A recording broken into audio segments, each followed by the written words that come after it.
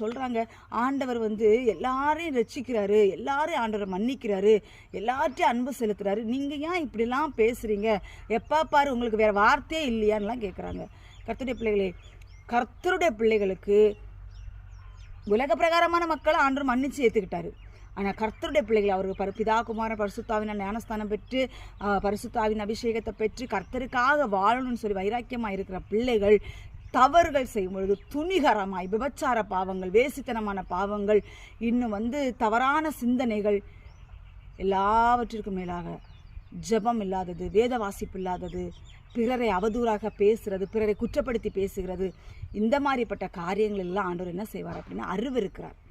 நீ துணிகரமாய் பாவம் செய்யும் பொழுது ஆண்டவர் மன்னிப்பார். மன்னிப்போடு கூடிய தண்டனை உனக்கு வரும். ஒரு வசனம் இருக்குது, அவரிடத்தில் திரளான மன்னிப்புகள் உண்டு.